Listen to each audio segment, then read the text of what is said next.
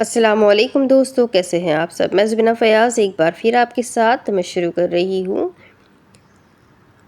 گھنگرو اور کشکول بائی محمد فیاض ماہی صاحب پارٹ 4۔ ہاں، اب اگر کہو تو سوال دہراؤ۔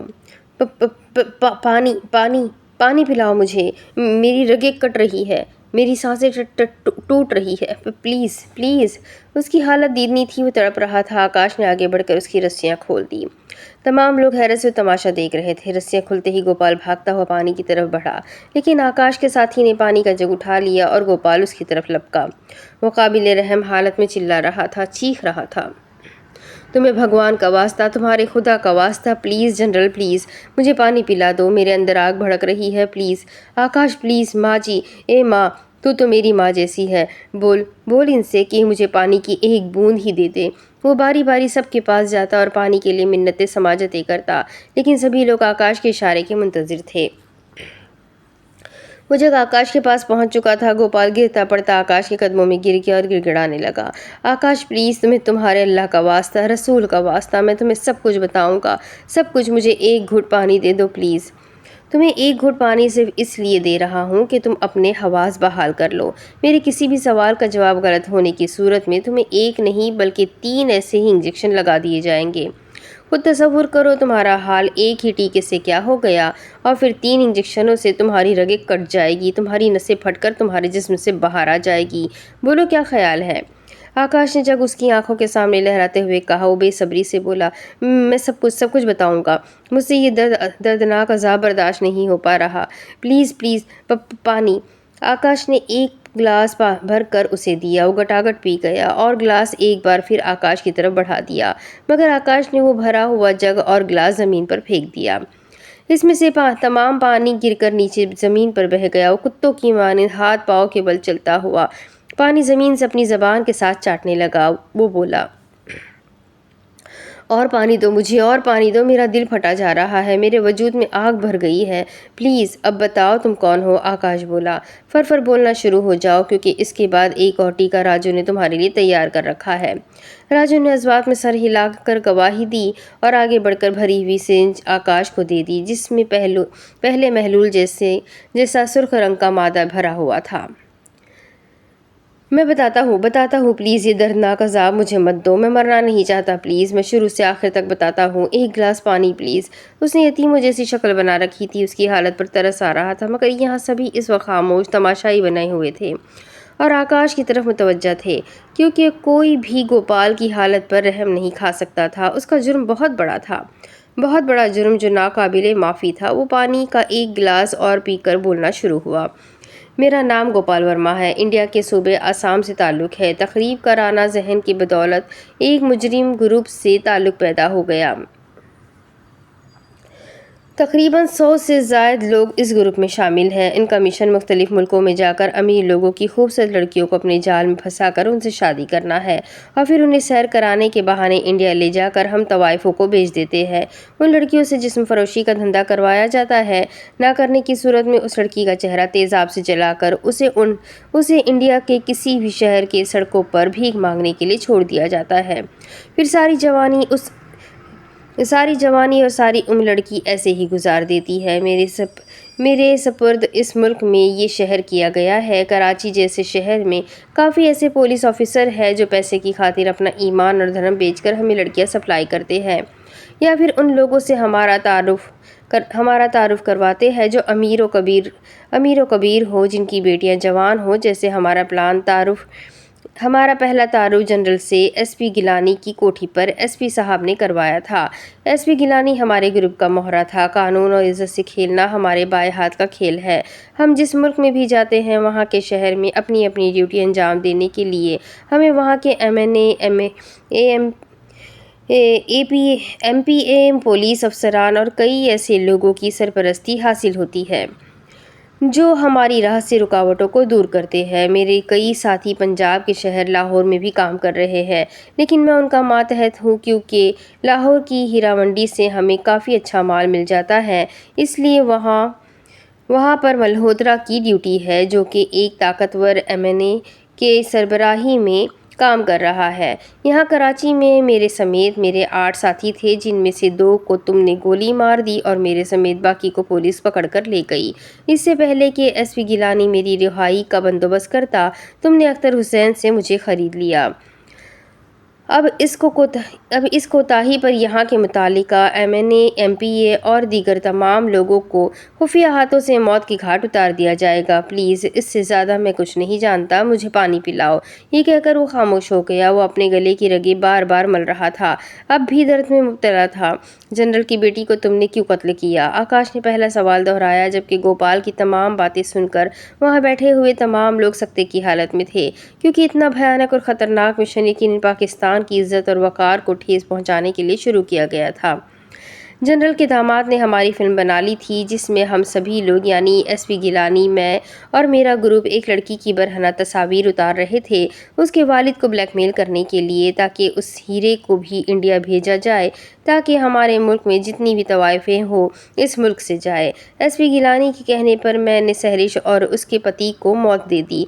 प्लीज़ पानी दे दो। वो एक बार फिर रहम तलब नज़रों से सबकी तरफ देखने लगा। क्या यहाँ भी किसी बाई से मेरा मतलब है, किसी तवाइफ से तुम्हारा ताल्लुक है? अगर है तो उसका नाम पता बताओ फ़ौरन। आकाश ने एक और सवाल किया। पहले मुझे पानी पिलाओ, फिर बताऊंगा, वरना नहीं बताऊंगा। वो फिर खामोश हो गया था। आकाश ने आगे बढ़कर उसे इंजेक्शन दिखाया और राजू वगैरह ने उसकी बाहों को कसकर पकड़ लिया। आकाश आगे बढ़कर इंजेक्शन लगाना चाहता था कि वो एक बार फिर गिड़गिड़ाने लगा। नहीं नहीं, मैं बताता हूँ, इस अजाब को दूर हटाओ, मैं बताता हूँ। यहाँ क्लिफ्टन के इलाके में लाडो तवायफ से हमारे ताल्लुकात है। उसकी खूबसूरत और जवान छोकरी काजल हमारी एजेंट है। वो हमारे लिए काम करती है, जबकि उसकी माँ भी तवायफ है। क्या मतलब? क्या वो लाडो तवायफ की सगी बेटी नहीं है? पहली बार मासी जानू ने उससे सवाल किया तो सभी ने चौंक कर उसकी तरफ देखा और यूँ सर हिला दिए जैसे मासी ने बहुत अहम नुक्ता उठाया हो। ये तवाइफें जो होती हैं, जिनकी कमाई खाती हैं, उनको अपनी बेटियां ही बताती है, जबकि काजल की असल और सगी माँ तो पंजाब में है। लाहौर शहर की हीरा मंडी से उसका इतना गहरा ताल्लुक है कि अगर वो कहे तो तमाम बाजार बंद हो जाता है। और क्या नाम है उस तवाइफ का? मासी एक बार फिर बोली। इस बार ये सवाल बेचैनी के लहजे में किया गया था और गोपाल की बात भी काट दी गई थी।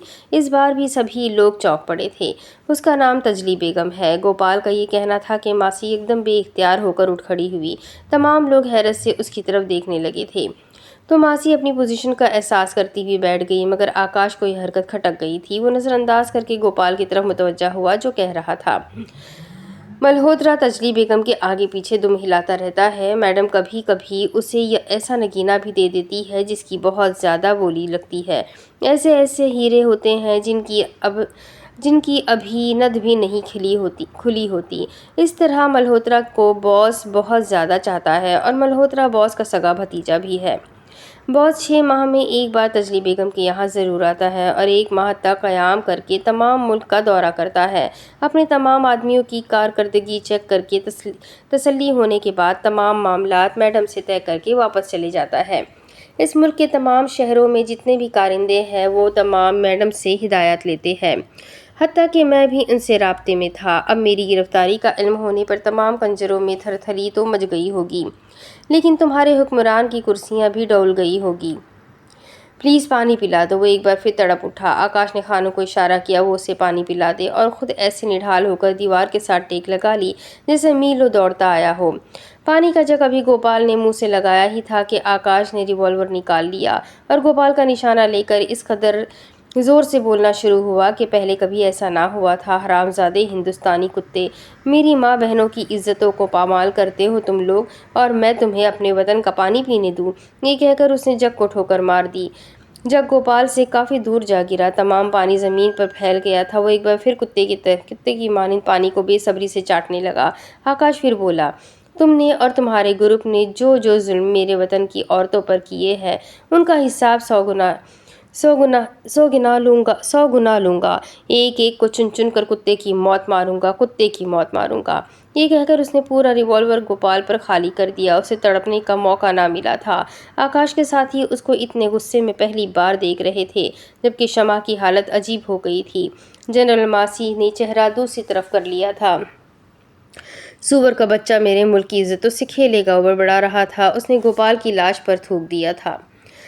कहीं से तबला, ढोलक, घुंघरुओं की छन छन और कहीं से खांसने की आवाज़ें, कहीं से गाने की आवाज़, डांस, मुजरा, नाच, कहीं जिसमें नोचे जा रहे थे, कहीं जिंदा गोश्त बेचा जा रहा था। गजरे और गुलाब बेचने वालों की चांदी हो रही थी। पान, सिगरेट और कोल्ड ड्रिंक की दुकान पर रशदीद नहीं था। हाथों में सौदे हो रहे थे। किसी बालकनी से आ जाओ बाऊजी, ताज़ा माल आया है की आवाज़, और कहीं से 16 साला कुंवारी दोशीज़ा के सौदे पर तकरार, कहीं से खुशियाँ और कहीं से आंसुओं की ठंडी हवाएं। गर्ज के इस वक्त इस बाजार की रौनकें उरूज पर थी। तमाशबीन इधर उधर आ जा रहे थे अपनी मनपसंद तवाइफों पर नोट लुटाने के लिए। नवाबों, नवाबजादों, खानजादों और हरामजादों ने अपनी तिजोरियों के मुंह खोल रखे थे। नोटों की गड्डियां उठाए हुए तमाशबीन तवाइफों की निगाहों का मरकज थे। वो नाचती नाचती बार बार उसके बाजुओं में झूलती थी जिसके पास नोटों की गड्डियां थी। ये लाहौर का बाजार हुस्न था, हीरा मंडी थी। यहाँ हीरो की कदर करने के लिए जौहरी अपनी गाड़ियों में आते थे, लेकिन उन्हें पैदल जाते हुए देखा जाता था। सुनियारा, जो कि किलोग्राम के हिसाब के सोना अपनी दुकान में रखता था, वो भी यहाँ आने के बाद बसों और गाड़ियों में बवासीर के छल्ले बेचने पर मजबूर हो जाता था। रईसजादे कंगाल होकर निकलते थे। नवाबजादे दौलत ख़त्म होने के बाद नायका की जूतियाँ साफ करते थे और फिर एक दिन यही जूतियाँ मार मार कर उन्हें कोठे की सीढ़ियों से धक्का दे दिया जाता था। बेवफाई इस बाजार और बाजार के बाशिंदों की फितरत बल्कि घुट्टी में शामिल कर दी जाती है। सच्ची और खरी मोहब्बत के दावे बेबुनियाद हो जाते हैं। जब जेब खाली होती है तो मन का देवता भी जहर लगने लगता है। नफरत और बेवफाई की इतनी बड़ी दीवार खड़ी कर दी जाती है कि कंगाल दोबारा उधर का रुख नहीं करता। अगर कर भी ले तो तवाइफों की कमाई पर पलने वाले गुंडे उसकी पिटाई करके अधमुआ करके बीच चौराहे पर फेंक देते हैं। तवाइफ और बेवफाई एक ही माँ की दो औलादें हैं। जिस तरह मजबूरी और ज़रूरत इंसान को अपना आप बेचने पर मजबूर कर देती है, बिल्कुल उसी तरह यहाँ भी कुछ ऐसी नाचने वालियाँ थीं जिन्हें किसी का चच्चा, किसी का मामू, किसी का ताया, अब्बाया और कोई रिश्तेदार फरोख्त कर गया था, जिनका अब आगे पीछे कोई न था। बस वो नाचती थी और अपना पेट पालती थी और साथ में नायका और गुंडों का खर्च भी उठाती थी। ये वो बाजार था जहाँ बेटे की पैदाइश पर सिर्फ मातम बिछ जाती थी और बेटी पैदा होने पर शादियाने बजाए जाते थे। कुछ कोठे ऐसे थे जिन पर कच्ची कुंवारी कलियां मुजरा करती थी और तमाशबीनों का रशदीद नहीं होता था और अक्सर लड़ाई झगड़ों तक नौबत आ जाती थी। पुलिस तवाइफों की गुलाम थी क्योंकि बड़े बड़े ज़मीर फरोश ऑफिसरान और सियासतदान यहाँ अपना मुकाला करने आते थे। लिहाजा लड़ाई झगड़े में नुकसान तमाशबीन का ही होता है क्योंकि पुलिस वाले ऊपर वालों के हुक्म मानने के लिए मजबूर होते हैं। इस तमाम बाजार पर तजली मैडम का होल्ड था। बड़े बड़े सियासतदान और ऊंची कुर्सियों वाले उनकी जेब में पड़े रहते थे, बल्कि उनसे दबते थे। मैडम तजली के लिए कोई भी बड़ा मसला हल करवाना कोई मसला न था क्योंकि फ़ोन की एक कॉल ही काफ़ी होती थी। इस वक्त भी मुजरा उरूज पर था। तजली बेगम ने महरीन को बड़ी महारत और खूबी से तराशा था, एक माहिर हीरा तराश की तरह। ऐसा क्यों ना होता, वो अपनी जवानी, बचपन, लड़कपन और तमाम उम्र उन्हीं बाजारों और कोठों पर गुजार चुकी थी। वो एक माहिर और कदरदान जौहरी की तरह नगीना देख कर ही बता देती थी कि इसमें क्या गुण मौजूद है। इसी तरह उसने महरीन को बचपन से लेकर नौजवानी की उम्र तक यही सिखाया था कि कैसे तमाशबीन को अपनी मस्त और नशीली अदाओं के जाल में फंसाया जाता है। महरीन भी उसकी उंगलियों पर नाचती हुई अमीरजादों से राह और रस्म बढ़ाती और उन्हें कंगाल कर रही थी। अभी 17 बरस की उम्र थी कि उसने बहुत से नौजवान अपने जाल में फांस रखे थे क्योंकि उसे देखकर ही कुदरत की फयाजी का एहसास होता था। रंग, रूप, हुस्न और कदकाठ कुदरत ने उसे सौंपने के लिए यकीनन बेइंतहा फयाजी का मुजाहरा किया था। आजकल हर कोई उसी का दीवाना नजर आ रहा था, इसीलिए लाजोबाई के कोठे पर रश रहता था और आज भी ऐसा ही समा था। अंजुमन फिल्म का गाना, इजहार भी मुश्किल है, चुप रह भी नहीं सकते, मजबूर है, उफ अल्लाह, कुछ कह भी नहीं सकते, चल रहा था। घुंघरुओं की छन छन और तबलों की थाप पर महरीन नाच रही थी। इस दौरान ही तजली बेगम का मोबाइल बोल पड़ा। उसने ऑन करके साइड पर जाकर कान को लगाकर हेलो किया। تو دوسری طرف سے ایس پی اختر حسین بول رہا تھا جو کہ کراچی سے بات کر رہا تھا۔ ہیلو میڈم، اختر حسین کراچی سے بات کر رہا ہوں، تمہید مت باندھو، دھندے کا ٹائم ہے۔ میڈم کو معلوم ہے کہ کون کہاں سے بول رہا ہے۔ تجلی بیگم غصے سے لال ہو گئی تھی، ایک ہی سانس میں بھوکو کیا کہنے جا رہے تھے۔ میڈم، گوپال اور اس کے تمام ساتھیوں کو قتل کر دیا گیا ہے، میرا مطلب ہے کہ پولیس مقابلے میں مروا دیا گیا ہے۔ وہ یہ بات گول کر گیا تھا کہ اس نے گوپال کو مبلغ 25 لاکھ میں فروخت کیا تھا۔ اسے معلوم تھا کہ اگر میڈم کو اس بات کی بھنک بھی پڑ گئی تو اس کی 25 لاکھ ہی بوٹیاں ہو جائے گی، لہٰذا وہ تمام کی لاشیں پولیس مقابلے کے کھاتے میں ڈال گیا تھا۔ میڈم، یہاں پر ایک آکاش گروپ ہے، اس کی مدبھیڑ گوپال گروپ سے ہو گئی۔ اس نے بڑا لمبا اور اونچا ہاتھ مارا، لمبی رقم لگوا کر گوپال وغیرہ کو مروا دیا۔ میڈم، وہ بڑا دلیر اور بہادر ہے۔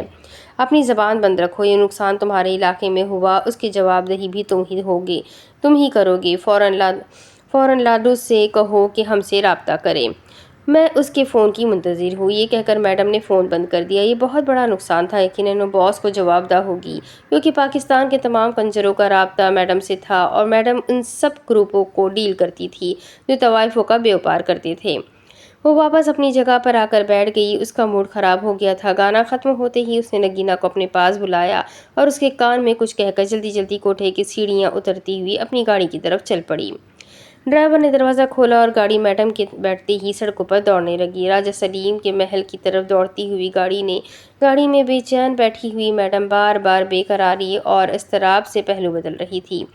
وہ فون کال کی منتظر تھی، لیکن ابھی تک لاڈو بائی کا فون نہ آیا تھا، یہاں تک کہ گاڑی محل کے گیٹ سے اندر داخل ہو گئی مگر کوئی کال نہ آئی۔ وہ جلدی سے گاڑی سے اتری کہ جلد از جلد اپنے کمرے میں جائے اور لاڈو سے رابطہ کرے۔ آخر اس کی بیٹی کاجل اس کے ساتھ کام کرتی تھی، وہ بیٹی کی طرف سے بھی فکر مند تھی۔ یہ آکاش نہ جانے کون تھا جس نے پاورفل گوپال گروپ کو ختم کروا دیا تھا۔ پتہ نہیں کیا مسئلہ تھا، کیا معاملہ تھا، یہ تمام باتیں تو کاجل ہی بتا سکتی تھی۔ وہ تیزی سے چلتی ہوئی اندر داخل ہو رہی تھی کہ راجہ صاحب باہر نکل رہے تھے۔ دونوں کی ٹکر ہو گئی تو دونوں ٹھٹک کر رک گئے۔ میڈم تجلی اندر داخل ہوئی تو راجہ صاحب بھی اندر داخل ہوئے اور طنزیہ مسکراہٹ سے بولے، غالباً 1 ماہ بعد یہ ہمارا ٹکراؤ ہے۔ کہاں رہتی ہو تجلی بیگم؟ وہ مڑی اور راجہ سلیم کی طرف منہ کر کے بولی، کیا آپ نہیں جانتے راجہ صاحب کہ میں کون ہوں اور مجھے کہاں رہنا چاہیے؟ آج خلاف توقع گھر کی چھت کے نیچے رات کیسے گزار سکو گی؟ یہ گھر میرے لیے شروع سے ہی ایک سرائے تھا راجہ صاحب۔ سرائے عارضی ٹھہراؤ کے لیے ہوتی ہے اور عارضی ٹھہراؤ مجبوری کے تحت ہی کیا جاتا ہے۔ ویسے ہے تو تمہارا پرسنل معاملہ، مجھے پوچھنا نہیں چاہیے، مگر کیا پوچھ سکتا ہوں کہ وہ مجبوری کیا ہے جو راتوں کو باہر گزارنے والی تجلی بیگم کو اپنے اس گھر کی چھت، میرا مطلب ہے کہ راجہ سلیم کے سرائے میں لے آئی؟ یہ سوال ہمارے معاہدے کے خلاف ورزی ہے راجہ صاحب، وہ تنک کر بولی۔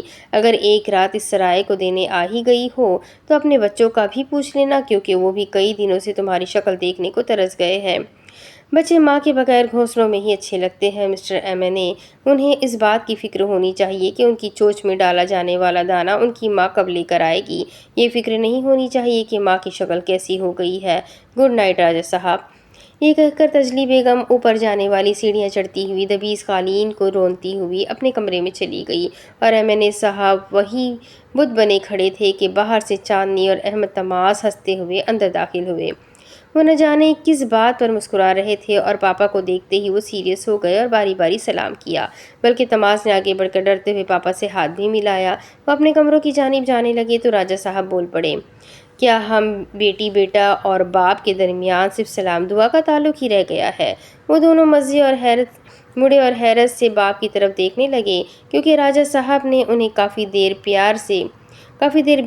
بعد پیار سے بلایا تھا۔ چاندنی بول پڑی، وہ دراصل پاپا جانی آپ بہت زیادہ بزی رہتے ہیں، آپ سے ملاقات بھی کم ہو پاتی ہے، اسی لیے فاصلے بے تکلفی مٹاتے ہوئے سلام دعا تک محدود ہو گئے ہیں۔ پاپا ہمیں تو لگتا ہے کہ ہم یہاں ٹھہرنے کے لیے آئے ہوئے ہیں، اس چھت کے نیچے کوئی رشتہ کوئی احساس زندہ نہیں ہے۔ معاف کیجیے گا پاپا جانی، ہمیں تو رشتوں کی پہچان ہی نہیں کروائی گئی۔ اس بار احمد تماس بولا تھا۔ وہ واپس جانے لگے تو راجہ صاحب پھر بول پڑے، تمہاری باتیں تمہاری ماں جیسی ہے، وہ بھی اس گھر کو ایک سرائے سمجھتی ہے، کیا اس سرائے میں کوئی رشتہ نہیں پالا جا سکتا؟ اس بات پر غور ضرور کرنا۔ یہ کہہ کر راجہ صاحب باہر نکل گئے اور وہ دونوں ماں کے کمرے کی لائٹ جلتی دیکھ کر ان کے دروازے کے سامنے کھڑے ہو گئے اور ایک دوسرے کو دستک دینے کا کہنے لگے۔ چاندنی نے پہل کی۔ دستک دینے سے اندر سے جواب آیا، اندر آ جاؤ۔ وہ دونوں اندر داخل ہو گئے۔ سامنے بیڈ پر تجلی بیگم نیم دراز تھی۔ بچوں کو دیکھتے ہی ان کے چہرے پر ناگواری کے تاثرات ابھرے۔ السلام علیکم مما، کہو کیسے آنا ہوا؟ وہ تلخی چھپاتے ہوئے بولی، آپ کو دیکھے ہوئے کافی دن ہو گئے تھے، اسی لیے چلے آئے۔ کیسی ہے آپ مما؟ احمد تماز بولا۔ بالکل ٹھیک ہوں، لہجہ بدستور وہی تھا۔ کیا مما آپ جیسی ماں کے پاس بھی ہوتی ہے؟ چاندنی ان کے لہجے کی تلخی محسوس کر کے بولی، What do you mean and mind your language؟ میں تمہاری ماں ہوں اور تم ایک پڑھی لکھی اور باشعور بیٹی ہو اور تمہیں علم ہونا چاہیے کہ ماں سے بات کرتے وقت نگاہیں نیچے اور زبان حلق کے اندر رکھی جاتی ہے، 32 دانتوں کے تالے کے اندر۔ وہ غصے سے بھڑک اٹھی۔ چاندنی نے ایک دم بات ہی ایسی کہہ دی تھی۔ نیچی نگاہ اور زبان حلق کے اندر وہاں رکھی جاتی ہے جہاں گھر ہو، جہاں رشتے ہو، ماں ہو، باپ ہو، بیٹی اور بیٹے کے جائز باتوں، جائز خواہشوں کا خیال رکھا جائے۔ یہ گھر ہے، یہ تو ایک ایسی جگہ ہے جہاں چلتے چلتے ہم جیسے تھکے اور پیاسے مسافر پانی پینے کے لیے رک جاتے ہیں۔ معاف کیجیے گا مما، آپ نے اس گھر کو گھر نہیں سمجھا کبھی بھی، اور باپ نے کبھی یہ نہیں محسوس ہونے دیا کہ وہ ہمارے باپ ہے، دوست ہے۔ آپ دونوں جانے کیسی کیسی الجھنوں میں الجھے ہوئے ہیں کہ آپ کو اس بات کا خیال بھی نہیں کہ آپ کے بچوں کو کوئی تکلیف تو نہیں، کوئی دکھ تو نہیں، کوئی خواہش، کوئی آرزو کبھی بھی پوری کرنے کی کوشش نہیں کی کبھی بھی۔ چاندنی روتی جا رہی تھی اور بولتی جا رہی تھی، جبکہ احمد تماز نے درمیان میں اسے روکنے کی کوشش کی، لیکن آج وہ دل کا غبار نکال لینا چاہتی تھی اور تجلی بیگم اسے حیرت سے دیکھ رہی تھی۔ یہ کاریں، محل، کوٹھیاں، گاڑیاں، نوکر چاکر، اچھا لباس، اچھا کھانا، ہر ماہ اچھا جیب خرچ، تمہاری تعلیم کا خرچ، اچھے کالجز میں ایڈمیشن اور نہ جانے کیا کیا سہولتیں ہیں تم لوگوں کو اس گھر میں، صرف میری بدولت۔ تمہارا باپ تو اپنے سیاسی گرداب میں الجھا ہوا ہے۔ یہ سب کچھ کون کرتا ہے تمہارے لیے؟ تمہاری یہ ماں کرتی ہے، تمہاری ماں تجلی بیگم کرتی ہے۔ اب بھی کہتی ہو کوئی خواہش نہیں پوری کی؟ کیا کمی ہے تمہیں؟ کیا دکھ تکلیف ہے تمہیں؟ بتاؤ مجھے، تمہاری ساری پرابلمز کیسے دور ہوگی؟ جلدی بتاؤ۔ تجلی بیگم ہتے سے ہی اکھڑ گئی تھی، جبکہ تماز اور چاندنی روتے ہوئے باہر نکل آئے۔ تماز چاندنی کو اپنے کمرے میں لے آیا تھا۔ اس نے بہن کو صوفے پر بٹھایا اور پانی کا گلاس بھر کر اسے دیا۔ چاندنی بہت بولی تھی، لہٰذا ایک ہی سانس میں گلاس خالی کر گئی۔ تمہیں مما کے ساتھ ایسا بیہیو نہیں کرنا چاہیے تھا، وہ ہماری ماں ہے، تماز نے بہن کو سمجھانے والے انداز میں کہا۔ مجھے پتا نہیں بھائی کیا ہو گیا تھا، میں اپنے جذبات پر کنٹرول نہ رکھ سکی۔ آئی ایم سوری بھائی، وہ شرمندگی سے بولی۔ تمہیں مما سے سوری کرنا چاہیے چاندو، وہ کیا سوچ رہی ہوگی؟ انہیں تمہاری باتوں سے دکھ پہنچا ہوگا، چلو ان سے معذرت کر لو، تمہیں بھی سکون ہو جائے گا اور مما کو بھی۔ پلیز چاندو آؤ چلے، وہ چاندنی کو سمجھا رہا تھا۔ چاندنی نے دوپٹے سے اپنے آنسو پوچھے اور بھائی کے ساتھ چلنے کو تیار ہو گئی۔ وہ دونوں چلتے ہوئے تجلی بیگم کے کمرے کے دروازے تک پہنچے تو انہیں محسوس ہوا کہ وہ کسی سے باتیں کر رہی ہے۔ وہ باہر ہی رک گئے۔ چاندنی نے تماز سے کہا، لگتا ہے مما کسی سے باتیں کر رہی ہے، ہم یوں ہی دبے پاؤں اندر چلے جاتے ہیں، ایک طرف کھڑے ہو جائیں گے، جب وہ فارغ ہو لیں گی تو میں سوری کر لوں گی، رائٹ۔ تماز نے بھی ہاں میں ہاں ملائی۔ وہ دونوں بغیر دستک دیے اندر چلے گئے۔ تجلی بیگم کی پشت ان کی طرف تھی، وہ موبائل پر کسی سے باتیں کر رہی تھی۔ کمرے میں ان تینوں کے علاوہ کوئی نہ تھا۔ دیکھو لاڈو، اس کام میں جتنا بھی نقصان ہوا ہے اس آکاش کے بچے کو پکڑ کر پورا کرو، کچھ دنوں کے لیے کام بند کر دو اور کاجل کو بائی ایئر میرے پاس فوراً بھیج دو۔ کچھ لمحے وہ دوسری طرف کی باتیں سنتی رہی اور پھر بولی، آج اور ابھی کیوں نہیں؟ کل تک وہ حرامزادہ کاجل کو نقصان بھی پہنچا سکتا ہے۔ نہیں، وہ ہر بار ٹرین پر آتی ہے، وہ تجلی کی بیٹی ہے، تجلی میڈم کی، جانتی ہو، بس صبح کراچی سے ہر حال میں وہ لاہور پہلی فلائٹ سے پہنچ جائے۔ پھر کچھ دیر خاموش رہی۔ دوسری طرف سے کچھ سننے کے بعد وہ دوبارہ بولی، تمام کراچی میں یہ کام بند ہونا چاہیے، اگر میری بیٹی کو خراش بھی آئی تو تمام دھندے میں صف ماتم بچھا دوں گی، بس میرے دوسرے فون کا انتظار کرو۔ وہ اس سے پہلے کہ فون بند کر کے پلٹتی، وہ دونوں دبے قدموں واپس آ گئے، اس طرح کہ تجلی کو پتہ نہ چل سکا کہ کوئی اس کی تمام باتیں سن چکا ہے۔ کیا معلوم ہو سکتا ہے بھائی؟ یہ فون کس کو کیا جا رہا تھا؟ یہ لاڈو کون ہے بھائی؟ اور یہ مما پراسرار لہجے میں بات کیوں کر رہی تھی؟ چاندنی نے تماز کے کمرے میں پہنچ کر اس سے پوچھنا شروع کر دیا، اور کاجل آپی؟ مجھے تو خود سمجھ نہیں آ رہی، اور پھر یہ کہ کاجل آپی ابھی تک امریکہ نہیں گئی، وہ کل واپس آ رہی ہے، وہ کراچی میں کیا کر رہی ہے؟ چاندو، میرا خیال ہے یہ کوئی لمبی گیم ہے، اس کا پتہ چلانا چاہیے، مگر ہم دونوں کیسے؟ تماز ہی پریشان ہو کر بہن کے سامنے بیٹھ گیا۔ ایک آئیڈیا ہے بھائی، کیوں نہ ہم تمام معاملہ احمد رضا سے ڈسکس کریں؟ چاندنی نے تماز کو کہا تو تماز چونک گیا اور بولا، کیا وہ تیسرا باہر کا آدمی ہمارے معاملات ڈیل کرے گا؟ ویری سیڈ، ایک طرف تو اس سے دوستی قبول کر چکے ہو، وہ تمہارا محسن بھی ہے، تمہاری جان بچائی ہے اس نے، اور دوست تو باہر کا آدمی نہیں ہوتا نا۔ چاندنی بھائی کے جواب پر خفا سی ہو گئی تھی، پھر بھی سمجھاتے ہوئے بولی، مجھے تم پر فخر ہے بہنا، تم نے میرا مان رکھ لیا۔ بس میں یہی سننا چاہتا تھا کہ تم بھی احمد رضا کو میرا دوست سمجھتی ہو یا نہیں؟ تم نے میرے دل کی بات کہی ہے، کیا وہ مان جائے گا؟ تماز خوش ہو کر بولا، میرا خیال ہے وہ میری بات نہیں ٹالے گا، کیونکہ تم میں دوسروں سے بات کرنے کا ٹیلنٹ ذرا کم ہی ہے، اور عقل بھی کچھ۔ چاندنی خوش ہو کر بھائی کو چھیڑنے لگی، وہ بھی اسے گھورتا ہوا مسکرانے لگا۔ تمہیں کیا معلوم بھائی کہ رضا تو میری نس نس میں سما گیا ہے، اب تو زندگی اس کے بغیر ناممکن لگتی ہے۔ میری روح میں اتر کر اس نے میرے دل پر قبضہ کر لیا ہے، اسے نہ دیکھو تو دل دھڑکنا بھول جاتا ہے، سانس آنا رک جاتی ہے، تمام کائنات تھم جاتی ہے۔ وہ سوچوں میں غرق بہت دور چلی گئی، یہ سب کچھ اس نے سوچا ہی تھا، زبان سے ایک لفظ بھی نہ کہا تھا، وہ سوچوں میں گم تھی کہ تماز نے اسے جھٹکا دیا۔ وہ چونک کر بھائی کو دیکھنے لگی، میری پیاری بہنا ایک اور مہربانی کرو، رات کے 2 بج رہے ہیں، صبح کالج بھی جانا ہے، اب اپنے کمرے میں جا کر بیڈ کو دکھ دو اور مجھے سونے دو۔ وہ ہاتھ جوڑتا ہوا بولا اور بھائی کو مسکراتا ہوا چھوڑ کر اپنے کمرے میں چلی آئی اور تصور میں کھو گئی کہ صبح احمد رضا سے ملاقات ہوگی۔ وہ یہ کہنے لگی، وہ کہے گی اور وہ کہے گی، کیا کہے گی؟ بس یہی سوچتے ہوئے اس کی آنکھ لگ گئی اور وہ گہری نیند سو گئی۔ اخبارات نے گوپال آکاش گروپس کے معاملات کو بہت اچھالا تھا، پولیس کی نااہلی اور کہیں پر حکمرانوں کے خلاف باتیں ہو رہی تھی۔ لاڈو بائی اور کاجل اسی دن سے غائب تھی۔ آکاش نے 2-3 چکر ان کے گھروں کے لگائے، مگر بے سود، نتیجہ کچھ بھی نہ نکلا۔ وہ کئی دنوں سے شمع اور جنرل صاحب کے ساتھ رہ رہا تھا۔ ابھی جنرل اور شمع فارم ہاؤس کی بالکنی میں بیٹھے ہوئے چائے سے لطف اندوز ہو رہے تھے۔ شمع کبھی کبھار آکاش کی طرف میٹھی نظروں سے دیکھ لیتی تھی۔ جنرل نے چائے کا سپ لیتے ہوئے کہا، زندگی میں بہت نفع اور نقصان اٹھایا ہے، نفع اتنا کمایا ہے کہ نقصان کی کبھی پرواہ نہ کی۔ میری بیٹیوں کے صدقے سے رب کریم نے مجھے بہت نوازا ہے۔ کاروبار میں نفع نقصان تو ہوتا ہی رہتا ہے، لیکن میری زندگی کا نقصان جو کبھی فراموش نہ کر سکتا تھا، میری بیٹی اور داماد کی موت سے ہوا۔ یہ کہہ کر جنرل آنکھوں میں آئے اپنے آنسو چھپانے کی کوشش کرنے لگے تو شمع نے اٹھ کر ان کی کرسی کے پیچھے جا کر ان کے کندھوں پر ہاتھ رکھ کر تھپتھپانا شروع کر دیا، جیسے وہ جنرل کو دلاسا دے رہی ہو۔ جنرل نے بھی اپنے ہاتھ بیٹی کے ہاتھ پر رکھ دیے اور پھر گویا ہوا، اس نقصان کو نفع میں بدلنے کے لیے مجھے ایسے با اعتماد دوست کی ضرورت تھی جو اس کاروبار یعنی اس لائن میں مہارت رکھتا ہو۔ پھر تم مل گئے بیٹا، تم نے میری ساری زندگی کا کاروبار کو غم اور اندھیرے میں ڈوبنے سے بچا لیا۔ تم نے مجھے وہ نفع دیا ہے جسے میں کبھی فراموش نہ کر سکوں گا، اور کتنا بھی چاہوں تو نہیں گن سکتا۔ اس سے پہلے کہ جنرل اور کچھ کہتے، آکاش بول پڑا، آپ خواہ ایموشنل ہو رہے ہیں سر، یہ میرا فرض تھا، آپ نے مجھ پر اعتماد کیا، مجھ کو اپنا بیٹا سمجھا، اور میں نے آپ کی ذات پر کوئی احسان نہیں کیا، بس اپنا فرض نبھانے کی کوشش کی ہے، اور میں سمجھتا ہوں کہ ابھی تک اس میں 50-50 کامیاب ہوا ہوں۔ کیا مطلب 50-50؟ جبکہ وہ گوپال اور اس کا تمام گروپ تو ختم ہو چکا ہے، شمع نے حیرت سے کہا۔ وہ واپس اپنی کرسی پر بیٹھ گئی۔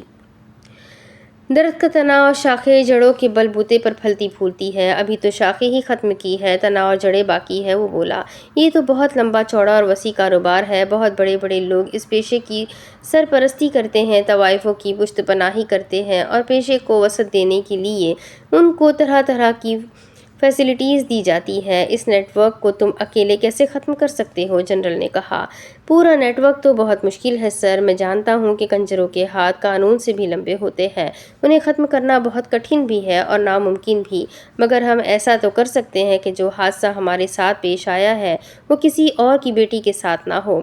میرا مطلب ہے کہ حادثے کے ذمہ داروں کو اتنی کڑی سزا دوں کہ دوبارہ کوئی انڈین یا غیر ملکی اتنا بھیانک مشن لے کر اس ملک کا رخ نہ کرے۔ میں ان تمام لوگوں کو گن کر اور ڈھونڈ کر ختم کر دوں گا۔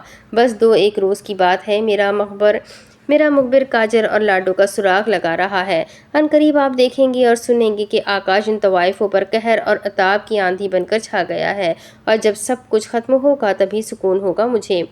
आकाश एक बार फिर गजबनाक हो गया था। इससे पहले कि वो मजीद गुम होता, मोबाइल की घंटी बोल उठी। दूसरी तरफ मुखबिर था। कहो, कुछ पता चला? आकाश ने मोबाइल कान से लगाते हुए कहा।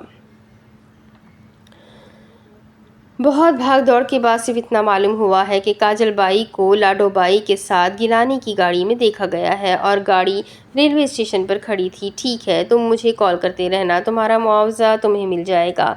ये कहकर उसने फ़ोन बंद कर दिया और जनरल से कहने लगा, सर, आप अपने जिगरी दोस्त और क्लास फेलो को भी भूल गए थे। सबसे बड़ी मछली तो वो है। आप मेरा इंतज़ार करें, मैं अभी आता हूँ। ये कहकर वो अंदर की तरफ लपका। शमा भी उसके पीछे अंदर आ गई तो वो रिवॉल्वर जेब में रख रहा था। शमा ने पीछे से जाकर उसके गले में बाहें डाल दी और बोली, ये बहुत ख़तरनाक काम है आकाश, अपना बहुत ख्याल रखना। क्यों? वो पीछे मुड़ा तो दोनों के चेहरे एक दूसरे के सामने थे। क्योंकि तुम्हारी ज़िंदगी अब मेरी है। शमा ने निगाहें नीची करके कहा। मुझ पर एतमाद है? वो बोला। शमा उसकी आंखों में आंखें डालकर बोली, मेरी सोच, मेरी तलब का महूर है तू, मंजिल करीब है कि मेरा हमसफ़र है तू। रूह जुदा हो मेरी जो कभी सोचूं जुदाई, दिलो जा ही नहीं शमा की नज़र है तू। अगर इतना ही एतबार है तो फिर ये भी सुन लो कि मैं तुम्हारी जान को कुछ ना होने दूंगा, मरते दम तक तुम्हारा रहूंगा। आकाश के मुंह से ये सुनना था कि शमा बेइख्तियार होकर उसके गले लग गई। आकाश ने उसे धीरे से अलग किया और बोला, किसी गरीब के शेर चोरी करना छोड़ दो, बाय। ये कहकर वो बाहर निकल गया। शमा बेटा, जनरल की आवाज़ ने उसे चौंका दिया। वो वापस पलटी तो जनरल बालकनी में बैठे आकाश को जाते हुए देख रहे थे। उसने गाड़ी में बैठने से पहले जनरल और शमा की तरफ देखकर हाथ हिलाया तो जनरल ने दाहिने हाथ का अंगूठा खड़ा करके उससे गुड लक कहा और शमा की आंखों में आंसू झिलमिलाने लगे। वो चला गया तो जनरल ने शमा को अपने पास बुलाया। वो जनरल के पाँव में बैठ गई और अपना सर उनकी जानों पर रख दिया। जनरल ने प्यार से उसके सर पर हाथ फैलाते हुए कहा, बेटा, ये लोग जो मुल्क की गैरत की हिफाजत करना जानते हैं वो मरे हुए होते हैं, क्योंकि ये काम गैरतों से किए जाते हैं। मैं अपनी एक बेटी खो चुका हूँ, अब दूसरी नहीं खोना चाहता। शमा ने सर उठाकर बाप की तरफ देखा तो वो तड़प गई। उनकी आंखें पानी से भरी हुई थी। लेकिन फिर ये सोचता हूँ कि सहरिश का खाविंद एक शरीफ अल नफ्स था। वो बेचारा इसकी और अपनी जान की हिफाजत ना कर सका। आकाश के बाजुओं में दम है, ताकत है, वो तुम्हारी अच्छे तरीके से केयर कर सकता है। मेरा क्या है, तुम्हारी खुशहाल ज़िंदगी देख कर खुश होता रहूँगा और बाकी ज़िंदगी पूरी कर लूँगा। आप कैसी बातें कर रहे हैं डैडी? आपकी आंखों में आंसू और होठों पर मायूसी की बातें अच्छी नहीं लगती। शमा ने बाप को तसल्ली दी। तुम इतनी सी थी, उन्होंने हाथ के इशारे से बताना शुरू किया। अपनी तोतली ज़बान से किसी भी ख्वाहिश का इजहार करती तो मुझे बहुत अच्छा लगता था। मैं वो ख्वाहिश पूरी कर देता था। अब जबकि तुमने अच्छे तरीके से बोलना सीख लिया है तो न जाने क्यों अनजाना सा खौफ मुझे तुम्हारी ख्वाहिश को पूरा करने से रोक रहा है। आप जानते हैं डैडी कि मैं आकाश से प्यार करती हूँ, और अगर आपको उस पर एतमाद है तो आपको ये हकीकत भी मालूम है कि हर जानदार को मौत का जायका चखना है। अगर एक रोज़ मरना ही है तो क्यों ना आकाश के नाम पर ज़िंदगी कर दूँ। मैं उसकी बाहों में खुद को बाहिफाजत महसूस करूँगी। प्लीज़ डैडी, मेरी आखिरी ख्वाहिश समझकर उसे पूरा करने में ना हिचकिचाए। वो रोने लगी तो जनरल ने उसके सर पर हाथ फेरते हुए कहा, पागल हो गई है? आखिरी ख्वाहिश क्यों? मेरी ज़बान से निकलने वाला हर लफ्ज़ तेरे बाप के लिए तेरी खुशी की हैसियत रखता है। आकाश तेरा मुकद्दर है तो मैं क्यों और कैसे रोक सकता हूँ? बस ये तसल्ली मुझे दे दो कि तुम उसके साथ पुरसुकून ज़िंदगी गुजार सकती हो। मुझे उस पर और अपने आप पर भरोसा है डैडी। वो तन कर बोली तो जनरल साहब मुस्कुरा पड़े। उसके चेहरे पर तमानियत बिखर गई। एसपी गिलानी ने अपनी बेगम को जल्दी जल्दी तैयारी करने का हुक्म दिया। वो इस रात मुल्क से निकलना चाहते थे। मिस्टर गिलानी ने ज़रूरी सामान ब्रीफकेस और अटैची केसों में रखा और बोली, जल्दी कीजिए गिलानी साहब, अगर वो हरामज़ादा यहाँ आ पहुँचा तो क़यामत आ जाएगी। वो जल्दी से बाहर निकले, गाड़ी की डिक्की में सामान रखा और चौकीदार को कुछ हिदायत देने के बाद गाड़ी में बैठ गए। ड्राइवर को एयरपोर्ट चलने का कहा। गाड़ी कराची शहर की सड़कों पर दौड़ने लगी। आकाश अपने मंजर मुखबिर से मिलकर गिलानी की कोठी पहुंचा। उसने गाड़ी कोठी से काफ़ी फासले पर खड़ी की और जेब में पिस्टल टटोलता हुआ गेट की तरफ बढ़ा। उसने कॉल बेल बजाई तो गेट में बने रोशनदान से चौकीदार का चेहरा बाहर निकला। جی صاحب کہیے، ایس پی صاحب سے کہو کہ ملہوترا صاحب لاہور سے ملنے آئے ہیں۔ آکاش نے گوپال سے سنا ہوا نام بتایا کیونکہ وہ جانتا تھا کہ اس وقت گیلانی کسی اور آدمی سے نہیں ملنا چاہے گا، مگر چوکیدار نے جو بتایا وہ اس کے لیے حیران کن تھا۔ اتنی جلدی گیلانی کیسے باہر جا سکتا ہے؟ وہ دوڑتا ہوا اپنی گاڑی کے پاس پہنچا۔ چند لمحوں بعد گاڑی ایئرپورٹ کی طرف اڑی جا رہی تھی۔ وہ جلد از جلد ایئرپورٹ پہنچنا چاہتا تھا۔ اس نے چوکیدار سے یہ پوچھ لیا تھا کہ وہ کون سے ملک جا رہے ہیں۔ قائد اعظم انٹرنیشنل ایئرپورٹ پر رونقیں معمول کے مطابق تھیں۔ جہاز لینڈ بھی کر رہے تھے اور ٹیک آف بھی ہو رہے تھے۔ آکاش نے اپنی گاڑی پارکنگ میں کھڑی کر کے دوڑ لگا دی۔ سیکنڈ فلور پر جانے کے لیے اس نے الیکٹرک سیڑھیوں کا استعمال کیا۔ مسافروں کو ادھر ادھر ڈھکیلتا ہوا سیکنڈ فلور پر پہنچا تو اس نے برآمدے میں ہر جگہ دیکھا، گیلانی کہیں بھی نظر نہ آیا۔ تو اس نے اندر دیکھا، وہ دور تک جھانک رہا تھا لیکن براؤن رنگ کے شیشے ہونے کی وجہ سے اندر کچھ نظر نہ آ رہا تھا۔ اب اندر جانے کے لیے اسے کچھ نہ سمجھ آ رہا تھا۔ برآمدے میں کافی مسافر تھے، ہر کوئی اپنی اپنی جلدی میں تھا۔ وہ ادھر ادھر نظر دوڑا رہا تھا کہ کسی نے اس کے کندھے پر ہاتھ رکھا۔ وہ جلدی سے مڑا تو سامنے عاطف کو دیکھ کر حیران رہ گیا۔ وہ پائلٹ کی یونیفارم میں تھا اور بے تکلفی سے گلے لگ گیا۔ آکاش نے بھی اسے باہوں میں بھر لیا۔ کیا کر رہے ہو؟ میری پسلیاں توڑو گے؟ چھوڑو بھی یار، عاطف نے مسکراتے ہوئے کہا۔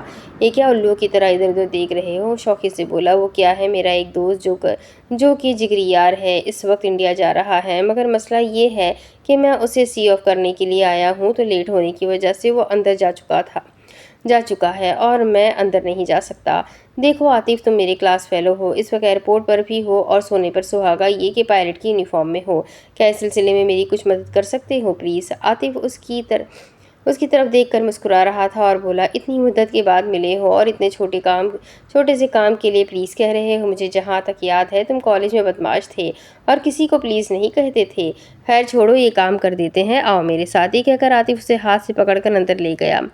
گیٹ پر کھڑے سیکورٹی گارڈ نے گیٹ کھولا۔ وہ دونوں اندر داخل ہو گئے۔ ایک کٹھن ترین مرحلہ احسن طریقے سے حل ہو گیا تھا۔ ادھر آؤ، کینٹین میں بیٹھ کر چائے پیتے ہیں اور تمہارے دوست کو بھی اعلان کے ذریعے وہیں بلا لیتے ہیں۔ کیا نام ہے تمہارے دوست کا؟ وہ دونوں چلتے بھی جا رہے تھے اور باتیں بھی کرتے جا رہے تھے۔ نہیں عاطف، دراصل میں جلدی میں ہوں، اگر اس خبیث سے نہ ملا تو بہت خفا ہوگا۔ میں تمہیں پھر مل لوں گا، چائے بھی پی لوں گا اور کالج کی باتیں بھی کریں گے۔ وہ گیلانی کو ڈھونڈنے کے لیے ادھر ادھر نظریں دوڑا رہا تھا۔ امیگریشن کاؤنٹرز پر بھی کافی رش تھا۔ وہ انڈین کاؤنٹر پر آ گئے۔ وہ بے چینی سے گیلانی کو ڈھونڈ رہا تھا مگر وہ نظر نہ آ رہا تھا۔ اچھا یہ بتاؤ کہ تمہاری فرینڈ کا نام کیا ہے؟ میں بھی اعلان کرواتا ہوں، ہم اسے میرے آفس میں بلا لیتے ہیں، عاطف نے اس کی بے چینی بھانپتے ہوئے کہا۔ اسے نام نہیں بتانا چاہیے۔ آکاش نے سوچا تو قدرت نے اس کی مدد کی۔ عاطف کا موبائل بول اٹھا۔ اس نے کان سے لگا کر دوسری طرف کی کچھ باتیں سنی اور بولا، اوکے میں بھی آتا ہوں، آپ میرا انتظار کریں۔ یہ کہہ کر اس نے فون بند کر دیا اور بولا، اچھا بھئی آکاش، تم اپنے دوست کو ڈھونڈو، میں ذرا اپنے آفس جا رہا ہوں، میرے ڈیڈی ملنے آئے ہیں۔ تم یہ میرا کارڈ رکھ لو، تمہیں باہر آنے میں آسانی رہے گی، اور ہاں میرے آفس ضرور آنا۔ یہ کہہ کر عاطف نے اسے جیب سے ایک کارڈ نکال کر اس پر کچھ لکھ کر دے دیا۔ کارڈ لے کر آکاش نے جیب میں ڈالا۔ وہ واپس مڑا تو گیلانی اسے ویٹنگ لاؤنج کی کرسی پر بیٹھا ہوا نظر آ گیا۔ وہ جلدی سے اس کی طرف جانے لگا تو عاطف نے اس کا ہاتھ پکڑ لیا اور گہری نظروں سے دیکھتے ہوئے بولا، تمہاری قسمت اچھی ہے مسٹر آکاش کہ انڈین ایئر لائنز کا طیارہ 1 گھنٹہ لیٹ ہے، تم اپنے دوست سے اچھی طرح ملاقات کر لو۔ یہ کہہ کر عاطف تو چلا گیا مگر آکاش کے چہرے پر پسینے چھوڑ گیا۔ اس نے شکر کیا کہ کوئی اور بات نہیں ہو گئی۔ اس نے دیکھا کہ گیلانی واش روم کی طرف جا رہا تھا۔ یہ تو کام اور بھی آسان ہو گیا تھا۔ وہ بھی گیلانی کے پیچھے واش روم میں داخل ہو گیا۔ اس نے گیلانی کو ایک خانے میں جاتے ہوئے دیکھا تو وہ بھی اسے ڈھکیلتا ہوا اندر داخل ہو گیا۔ اس نے اندر داخل ہوتے ہی دروازے کی کنڈی لگا لی اور اس سے پہلے کہ گیلانی کچھ بولتا، آکاش نے سائلنسر لگا ریوالور نکال کر اس کے منہ میں ڈال دیا۔ حیرت اور پریشانی سے گیلانی کی آنکھیں کھلی رہ گئی۔ بہت شوق ہے تمہیں دشمنوں کے ساتھ مل کر اپنے وطن کی بہنوں اور بیٹیوں کی عزت فروغ کرنے کا، وہ دھیمے لہجے میں بول رہا تھا تاکہ کوئی آس پاس کے ٹوائلٹ سے سن نہ سکے۔ میں حیران ہوں تم ایس پی کیسے بن گئے؟ ڈائریکٹ کنجر ہی کیوں نہ بن گئے؟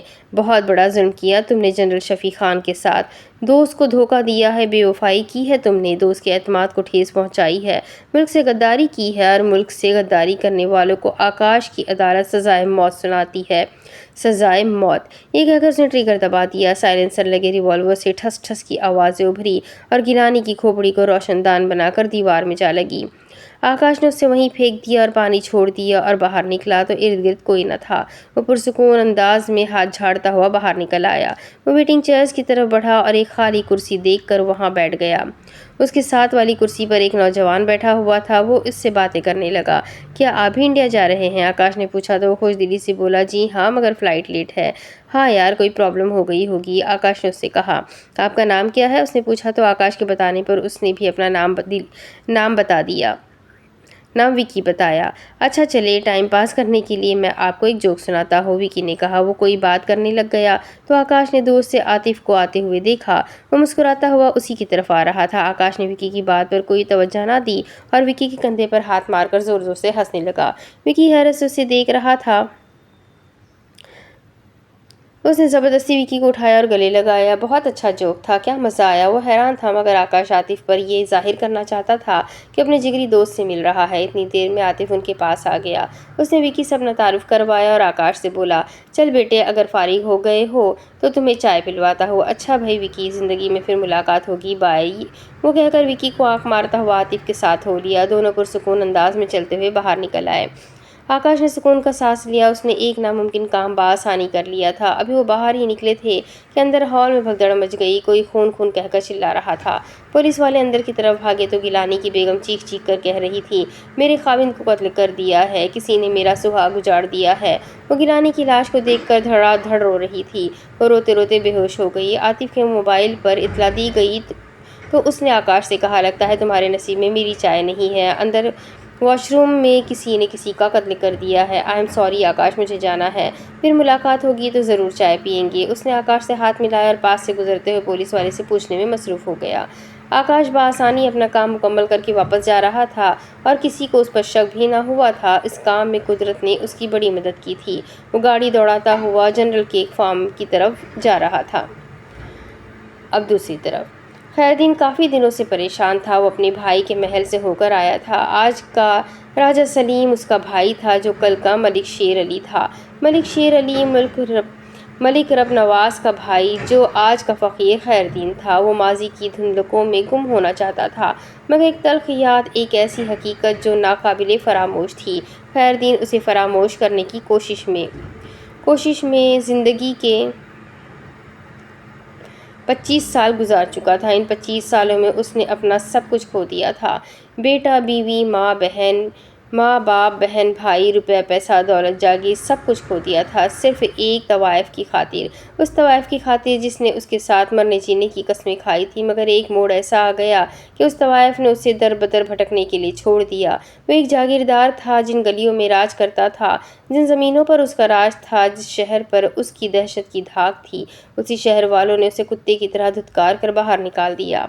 काम ही ऐसा किया था उसने। उसे याद आ रहा था कि कैसे उसके इलाके के लोग पत्थर और डंडे लेकर उसके पीछे भाग रहे थे। मारो मारो, इससे जान से मार दो। वो बच्चे को गोद में उठाए भागा जा रहा था। बच्चे के रोने की आवाज़ और लोगों का शोर उसे तेज़ भागने पर मजबूर कर रहा था। वो भागता भागता पक्की सड़क पर आ गया था। उसने पास से गुजरने वाले ट्रक को हाथ के इशारे से रोकना चाहा, लेकिन वो तेज़ी से आगे बढ़ गया। वो बदस्तूर उसके पीछे लगे हुए थे। इतनी देर में एक कार उसके इशारा करने पर रुक गई। उसने देखा कि गाड़ी में एक खूबसूरत जोड़ा सवार था। लड़की बाहर निकली तो उसने पहचान लिया। वो तजली की दोस्त सनम तवाइफ थी और साथ में उसका आशिक हशमत अली खान था।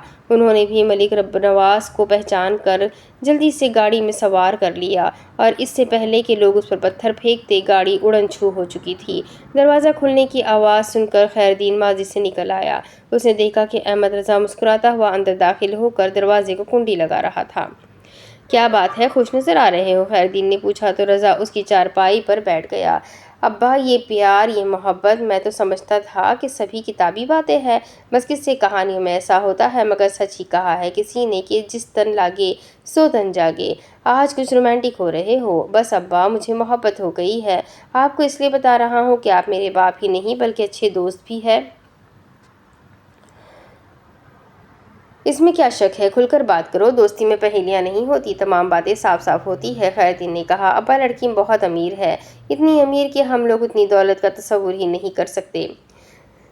تصور ہی کر سکتے ہیں۔ پرابلم یہ ہے کہ لڑکی جتنی امیر ہے میں اتنا ہی غریب ہوں۔ یہ محبت ہمیشہ ان دو طبقوں کے درمیان کی ہوتی ہے جن میں اونچ نیچ ہو۔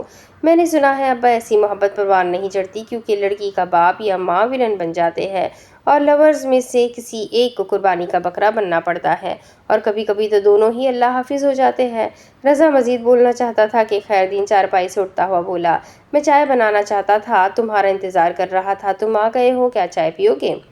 ضرور پیوں گا ابا، مگر میری بات تو ادھوری رہ گئی، ڈر ہے کہیں میرا پیار بھی ادھورا نہ رہ جائے، رضا نے مایوسانہ لہجے میں کہا تو خیردین چولہے پر دیگچی رکھتا ہوا پلٹا اور بولا، محبت ان دو طبقوں کے درمیان بھی ہو جو ایک جیسے سٹیٹس رکھتے ہو تب بھی لوگ اس کے دشمن ہوتے ہیں، یہ روپیہ پیسہ تو ہاتھ کا میل ہے، تو یہ فکر مت کر کہ تو غریب ہے، تیرے باپ نے ان 25 سالوں میں بہت کمایا ہے، اتنا کمایا ہے کہ تیری سوچ بھی وہاں تک نہیں پہنچ سکتی، لڑکی کے ماں باپ کی دولت کا پریشر مت لینا، ان سے زیادہ دولت تیرے باپ کے پاس ہے، ایک فون کروں گا تو لڑکی کی ماں اور اس کا باپ لڑکی کا ہاتھ تیرے ہاتھ میں خود دینے آئیں گے، بول شرط لگاتا ہے یا نہیں؟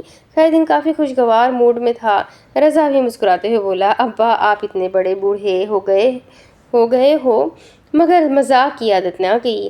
اچھا تم میری بات کو مذاق سمجھ رہے ہو؟ اچھا یہ بتاؤ وہی لڑکی ہے نا جس کے ساتھ تم گاڑی میں بیٹھ کر ریلوے اسٹیشن گئے تھے؟ ہاں وہی لڑکی ہے، اس کا باپ یہاں کا MNA ہے، اس کی ماں کا نام تجلی بیگم ہے، اس کا بھائی احمد تماز، اس کی بڑی بہن کاجل ہے، یہی کہنا چاہتے ہو نا تم؟ خیردین نے رضا کی بات کاٹ کر پوچھا۔ رضا حیرت کے جھٹکے سے اٹھ کر کھڑا ہو گیا تھا۔ یہ سب آپ کو کیسے پتا ہے؟ کیا آپ ان کی فیملی کو جانتے ہیں؟ بتائیے نا بابا، بتائیے نا۔ اس نے خیردین کو کندھوں سے پکڑ کر جھنجھوڑنا شروع کر دیا۔ بتاتا ہوں، چائے تو پیو، میں راجہ صاحب کے محل جاتا رہتا ہوں۔ خیردین نے جھوٹ بولنا شروع کیا۔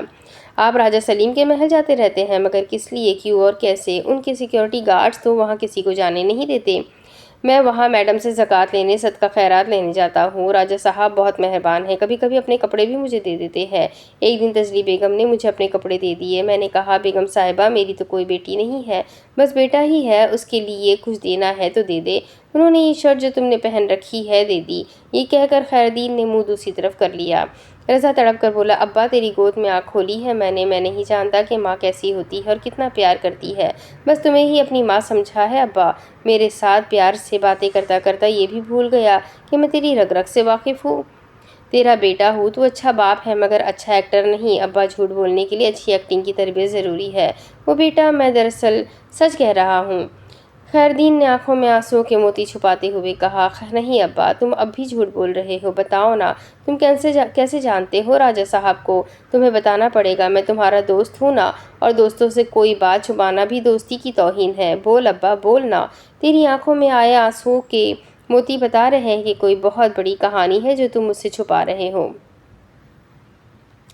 خیردین نے رضا کو دونوں ہاتھ اٹھا کر کہا، ٹھیک ہے بتاؤں گا، ضرور بتاؤں گا، مگر تجھے ایک کام کرنا ہوگا، بہت کٹھن کام ہے۔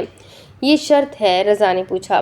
نہیں یہ ضروری ہے، جو کہانی تم سننا چاہتے ہو اس کے لیے کام بہت ضروری ہے، بولو کرو گے؟ ابا مجھے ٹالنا چاہتے ہو، بیکار کی باتوں میں الجھا رہے ہو؟ نہیں مجھ پر اعتماد کرو، یہ سچ ہے کہ جو داستان میرے دل میں چھپی ہے اس کے لیے تمہیں یہ کام کرنا ہوگا۔ بتاؤ ابا، میں اپنی محبت پانے کے لیے ضرور کروں گا، چاہے کتنا بھی کٹھن کام ہو۔ وہ لڑکی جس کا نام چاندنی ہے، کیا وہ بھی تم سے محبت کرتی ہے؟ سوچ کر جواب دینا، تمہارا غلط جواب میری زندگی میں مزید الجھنیں پیدا کر سکتا ہے۔ ابھی کھل کر تو اظہار نہیں کیا، مگر مجھے اندازہ ہے کہ وہ بھی مجھ سے۔ محبت اندازوں کی بنیاد پر نہیں کی جاتی، محبت کی عمارت تعمیر کرنے کے لیے بنیاد کا مضبوط ہونا بہت ضروری ہے۔ اگر اس کی بنیاد میں ایک اینٹ بھی اندازے سے رکھ دی جائے تو پھر تمام عمارت ٹیڑھی بن جاتی ہے، پھر اس کی دیواریں لرزنے لگتی ہے، زمانے کے حوادث سے اس کی چھتیں ڈھہ جاتی ہے، اور محبت کی یہ عمارت جو اندازوں پر قائم ہوتی ہے صرف ایک اینٹ غلط کر لگ جانے سے ملبے کا ڈھیر بن جاتی ہے، اور پیار کرنے والوں کی شکلیں لوگوں کو پہچاننا مشکل ہو جاتی ہے۔ یقین اور وثوق سے بات کرو رضا۔ میں کچھ کہہ نہیں سکتا ابا، یہی کام تمہیں کرنا ہے رضا، میں نہیں چاہتا کہ جو تمہارے باپ کے ساتھ ہوا وہ تمہارے ساتھ بھی ہو۔ کیا مطلب ابا؟ مطلب چھوڑو، لڑکی کے دل میں جگہ بناؤ، اس طرح جگہ کو ریزرو کر لو کہ اس کا دھیان کسی اور کی طرف نہ جائے اور نہ ہی کوئی اس جگہ کو لے پائے۔ تمہیں یہ کرنا ہے کہ लड़की को अच्छी तरह अपनी मोहब्बत का यकीन दिलाओ और उसे ये बताओ कि तुम फ़कीर के बेटे हो, फिर भी अगर वो तुमसे मोहब्बत करे, तुम्हारे साथ ज़िंदगी गुजारने के लिए अपने माँ बाप और भाई को छोड़ने के साथ साथ महलों के सुख, आराम, आसाइशें और सब कुछ छोड़कर इस झोपड़ी में रह सकती हो, तो उसे किसी दिन मेरी मौजूदगी में इस घर में लाकर एक कप चाय पिलवाओ। बस जिस दिन तुम उसे इस घर में ले आए, मैं तुम्हें तमाम दास्तान भी सुनाऊंगा और ये भी वादा करता हूँ कि तुम्हारी शादी उसी लड़की से होगी। खैरदीन ये कहकर अपनी चारपाई पर बैठ गया। क्या ये चैलेंज है? रज़ा ने पूछा तो खैरदीन लेटते हुए बोला, नहीं नहीं ना ये शर्त है, ना ये शर्त है ना ये चैलेंज है, क्योंकि मोहब्बत और प्यार शर्तों पर नहीं किया जाता। ये तो दो दिलों के सौदे होते हैं, तड़प और खुलूस मोहब्बत के रिश्ते हैं। पहले अपने अंदर ये पैदा कर लो, फिर कोई बुनियाद रखना और फिर उसके बाद कोई इमारत तामीर करना। अब सो जाओ, सुबह से तुम्हारा काम दुगना हो जाएगा, तालीम भी और मोहब्बत भी। ये कहकर खैरदीन ने आंखें बंद कर ली। अगर वो राज़ी ना हुई अब्बा, तो मैं मर जाऊंगा। उसके बगैर ज़िंदगी का तस्वुर भी नामुमकिन है। अब्बा अब्बा मेरी बात सुन रहे हो ना? मगर खैरदीन के खर्राटे कमरे में गूंजने लगे। बहुत बड़ा एक्टर है तू, मैं तो समझा कि बस यूं ही है। मेरा बाप है ना। ये कहकर रज़ा ने बल्ब ऑफ किया और सोने के लिए अपनी चारपाई पर लेट गया। अगली सुबह कॉलेज के गेट पर उसकी मुलाकात अहमद तमास से हुई। कहो कैसे हो तमास? रज़ा ने हाथ मिलाते हुए कहा, मगर तमास ने कोई जवाब ना दिया। तो रज़ा दोबारा हैरानी से बोला, मैंने पूछा है कैसे हो? वो कॉलेज में दाखिल हो गए थे। लड़के और लड़कियां कॉलेज आ जा रहे थे, कोई गाड़ी में तो कोई मोटरसाइकिल पर। वो चलते हुए अपने क्लासरूम के बाहर पहुंच गए तो तमास बोला, रज़ा यार एक प्रॉब्लम है, उसका कोई हल नज़र नहीं आ रहा। बोलो, हम उसका कोई हल भी निकाल लेंगे। मैं नहीं कहूँगा, तुम चांदी से मिल लेना, तमाज़ ने कहा। तो रज़ा ने हैरत से फिर उसकी तरफ देखा। क्या कोई अहम मसला है जो चांदी से मिलकर हल करना होगा? वो चांदी से मिलने के ख्याल पर दिली तौर पर खुश हुआ था, मगर तमाज़ उसका इजहार ना कर सकता था। दरअसल कल रात से मम्मा और पापा ने हमें टेंशन में डाला हुआ है। उनका रवैया और बर्ताव एक दूसरे के साथ तो अजीब है ही, वो इस चक्की में हम दोनों को भी पीस रहे हैं। तमाज़ अफसरदा दिखाई दे रहा था। ऐसा करते हैं, अभी क्लास अटेंड करते हैं, पीरियड मिस हो जाएगा, बाद में फारिग हो वक्त में बात करेंगे। ओके नाउ रिलैक्स, मुझे तुम काफ़ी डिस्टर्ब लग रहे हो, चलो अंदर चलते हैं। रज़ा उसके कंधे पर हाथ रखकर क्लासरूम में चला गया। तमाज़ भी उसके पीछे चल पड़ा। प्रोफेसर अताउल्लाह कशिश शक्ल के बारे में लेक्चर दे रहे थे। दोनों बल्कि तमाम क्लास ने उनका लेक्चर बड़े गौर से सुना था। पीरियड ख़त्म होते ही क्लास तितर बितर हो गई। वो भी लॉन में आ बैठे। अहमद तमास का मोबाइल बोल उठा। उसने देखा कि चांदनी का नंबर है। ऑन करके कान को लगाया। कहो चांदनी, कहाँ हो तुम? दूसरी तरफ से कहा गया, मैं इस वक्त एयरपोर्ट से बोल रही हूँ, हमारी टीचर को इंग्लैंड जाना था। कॉलेज पहुँच पता चला हम 4-5 लड़कियाँ उन्हें सी ऑफ करने आई हुई है। रज़ा कहाँ है?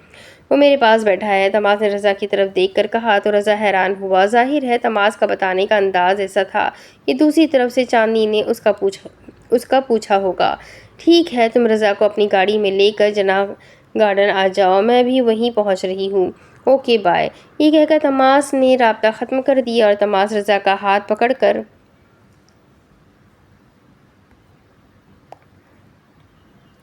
उठाते हुए बोला, चलो भाई रज़ा, चांदनी जनाह गार्डन में हमारा इंतज़ार कर रही है। मगर क्यों? और यार अभी तो एक ही पीरियड पढ़ा है। कोई बात नहीं, अब कौन सा इम्तिहान सर पर है, ये साल का आगाज़ है, अभी तो क्लासेस में हाज़िरी भी पूरी नहीं है। जल्दी करो, वो तुमसे कोई बात करना चाहती है। तमाज़ ने उसे खींच कर उठाया। रज़ा तो खुद चांदनी का दीदार करना चाहता था। वो उसके साथ चल पड़ा। तमाज़ ने कॉलेज के गैराज से गाड़ी निकाली और वो दोनों जनाह गार्डन की तरफ रवाना हो गए। वहाँ एक मखसूस जगह पर चांदनी उनकी मुंतज़िर थी। अहमद रज़ा की आंखों पर चश्मा ना होता तो उसकी आंखें चुंधिया जाती, क्योंकि वाकई लगता था चांद अपनी तमाम तर चांदनी ज़मीन पर बिखेर कर गायब हो गया है। गहरे मूंगिया रंग के कपड़े पहने हुए वो काला दुपट्टा गले में लटकाए पत्थर के बेंच पर बैठी उनकी तरफ देख रही थी। जब रज़ा और तमाज़ उसके पास आए तो उसके दिल की धड़कनें तेज़ हो गई। वो बेइख्तियार होकर उठ खड़ी हुई। न जाने क्या बात थी रज़ा की आंखों में, रज़ा की शख्सियत में, रज़ा की कुर्बत में। वो अपना सब कुछ भूल जाती थी। रज़ा ने भी उसे उठता देखकर अपना चश्मा उतार लिया था और उसे देख रहा था। वो दोनों चलते हुए उसके पास घास पर बैठ गए और चांदनी को भी बेंच छोड़ना पड़ा। वो तीनों नीचे बैठे हुए थे। चांदनी सोच रही थी कि बात कहाँ से शुरू करे। उसकी तो ज़बान गंग हो गई थी। हालांकि बहुत अहम और सीरियस मसला था जो वो रज़ा से डिस्कस करना चाहते थे। अब बात नहीं हो रही थी। बात बनती नहीं प्यार में इंतज़ार के बगैर, तभी तो अधूरा है आदमी प्यार के बगैर। बड़ा ही मान था हमें क़ुव्वत आसाब पर, दिल कट गया मगर किसी औज़ार के बगैर। ये हालत चांदनी की हो रही थी। पहले तो रज़ा का इंतज़ार कर रही थी, खुद को तन्हा और अधूरा महसूस कर रही थी। बहुत कुछ सोचा था कहने को, दिल मजबूत करके ये कहेगी वो कहेगी, मगर उसकी आंखों में न जाने क्या है। दिल पर काबू नहीं रहता। उसने दिल कड़ा करके कहना शुरू किया, देखिए रज़ा, आपको ज़हमत दी इसके लिए माफ़ी चाहती हूँ। बोलती क्या थी, फूल और कलियाँ झड़ रहे थे।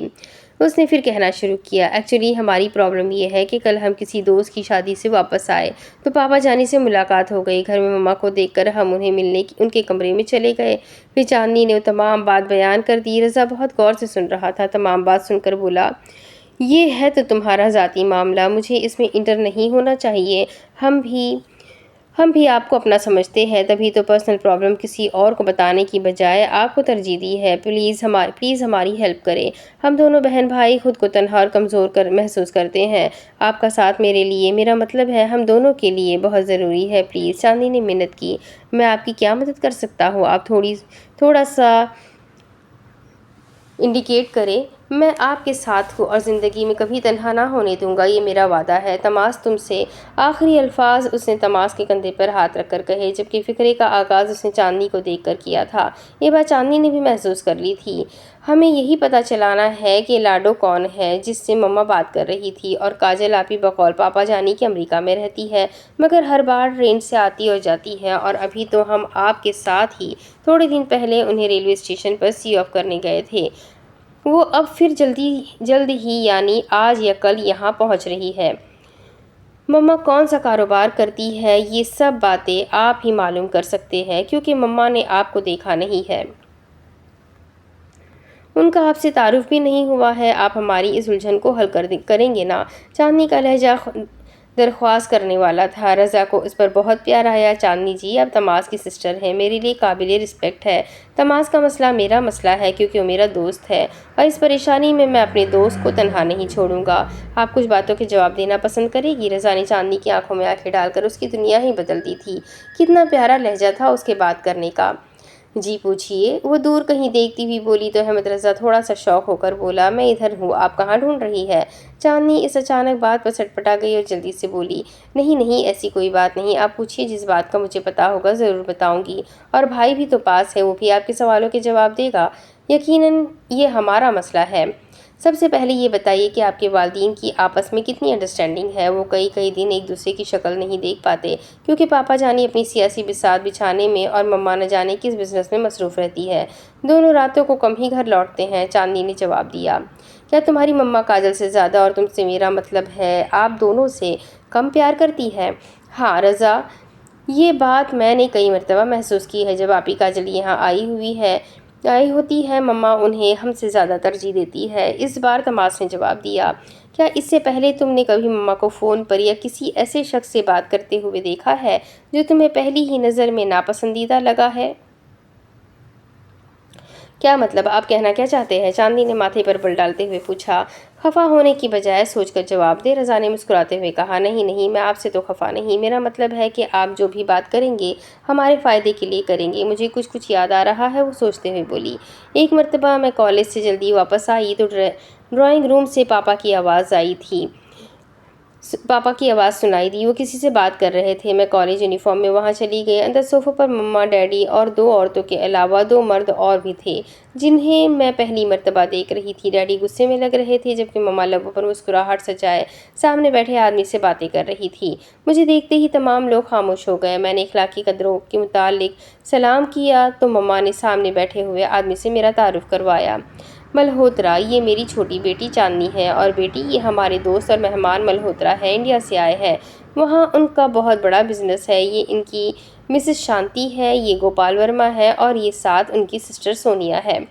मम्मा की तारीफ करवाने पर मैंने भी सर को हल्का सा झुकाकर सलाम किया, जबकि उन्होंने हाथ जोड़कर नमस्ते किया था। मुझे तमाम लोग नापसंदीदा लगे थे, क्योंकि मल्होत्रा मेरी तरफ देखकर होठों पर ज़बान भी फेर रहा था और आंखों ही आंखों में गोपाल वर्मा को इशारे भी कर रहा था। चांदनी के खामोश होने पर रज़ा ने फिर पूछना शुरू किया, چاندنی اور تماس اس کے سوالوں کے جواب دے رہے تھے۔ کافی وقت اسی طرح گزر گیا تو تماس کے موبائل نے انہیں احساس دلایا کہ وہ کہاں بیٹھے ہیں۔ دوسری طرف سے کچھ سنتے ہی اس نے معذرت کی اور کہا کہ میں ابھی پہنچتا ہوں۔ اس نے موبائل بند کر کے شرٹ کی جیب میں ڈالا اور اٹھتا ہوا بولا، آئی ایم سوری گائز، میرے دوست کی منگنی تھی اور 12 بجے کا ٹائم تھا، اب تو کافی دیر ہو گئی ہے، میں چلتا ہوں۔ چاندنی تم رضا کو ڈراپ کر دینا، اوکے بائے۔ وہ جلدی جلدی وہاں سے چلا گیا۔ اس کے جانے کے بعد چاندنی خاموش ہو گئی تو رضا بولا، میں آپ کی پرابلم حل کرنے کی ضرور کوشش کروں گا، آپ پریشان مت ہو، ریلیکس ہو جائے، اور فی الحال میری ایک پرابلم ہے وہ آپ ہی حل کر سکتی ہے۔ کیا؟ کہیے نا، وہ جلدی سے بولی۔ مجھے چائے کی طلب ہو رہی ہے، آپ کیسی مہمان نواز ہے، چائے کا پوچھا ہی نہیں۔ اوہ آئی ایم سو سوری، دراصل اپنی باتوں میں اس قدر الجھی ہوں کہ یاد ہی نہیں رہا، چلیے کسی اچھے سے پوائنٹ پر چل کر چائے پیتے ہیں۔ وہ شرمندگی محسوس کر رہی تھی۔ وہ دونوں اٹھ کر گھاس کو رونتے ہوئے چلنے لگے تو رضا بولا، ویسے آپ کاٹتی بہت زور سے ہے۔ کیا مطلب؟ آپ کو کب کاٹا ہے؟ وہ لبوں پر شریر مسکراہٹ لا کر بولی۔ آپ کے لبوں پر شرارتی ہنسی بتا رہی ہے کہ آپ بہت ذہین ہیں، بات فوراً یاد آ جاتی ہے آپ کو، رضا نے اس کی طرف دیکھ کر کہا تو چاندنی دوسری طرف دیکھ کر مسکرانے لگی۔ دونوں چلتے ہوئے چاندنی کی گاڑی میں بیٹھ گئے۔ اسٹیئرنگ پر ظاہر ہے چاندنی تھی۔ وہ گاڑی چلاتی ہوئی کافی شاپ کی طرف بڑھتی چلی گئی۔